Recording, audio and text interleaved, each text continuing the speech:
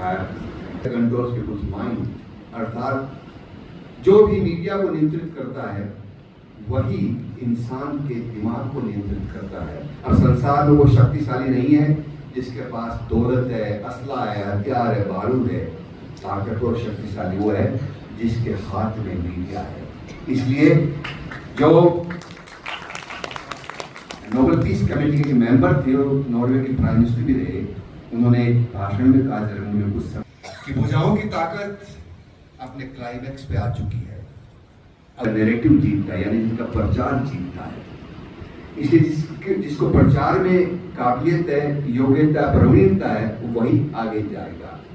कुछ लोग जिनके पास कुछ भी नहीं कहने को, वो केवल मार्केटिंग के जरिए जी रहे हैं, और जिनके पास बहुत कुछ कहने को है वो पहुंच नहीं पाते कि क्योंकि उनका कहने का तरीका कमजोर है।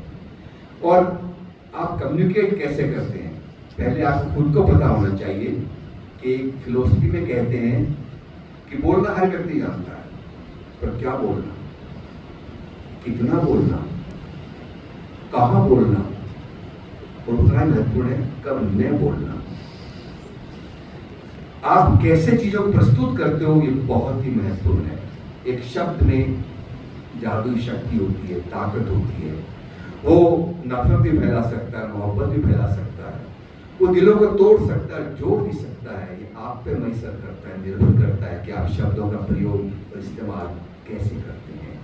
हम उस धरती पे बैठे हैं जहाँ शब्द को ब्रह्म माना जाता है। इसलिए दुनिया के बाकी हिस्सों में अखबार टूट रहे हैं, लेकिन भारत में अखबार बढ़ रहे हैं, क्योंकि हम शब्दों की कीमत समझते हैं।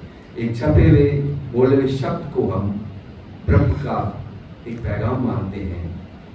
हिंदुस्तान दुनिया की सबसे बड़ा लोकतंत्र तो है ही, लेकिन मीडिया की भी तीसरी चौथी बड़ी इंडस्ट्री है, बहुत बड़ी इंडस्ट्री है। यहाँ 20,000 दैनिक अखबार निकलते हैं, 450 चैनल हैं, लाखों लोग काम करते हैं। और उससे आगे आज जिसके हाथ में भी मोबाइल है वो अपने आप में एक पत्रकार है, वो खबर भेज सकता है। और अगर आप अपने आप को पहचानते हो, अपनी ताकत को, अपनी काबिलियत को, तो आप आगे जा सकते हैं। अगर आपको कुछ अभाव है उसको आप परिष्कृत कर सकते हो।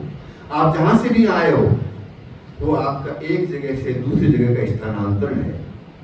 आपकी सफलता और कामयाबी तब होगी जब आप में रूपांतरण हो।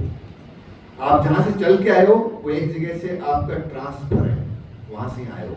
अगर यहाँ आने के बाद अगर आप में ट्रांसफॉर्मेशन हो सके आपकी काबिलियत में, तो महत्ता है इसकी।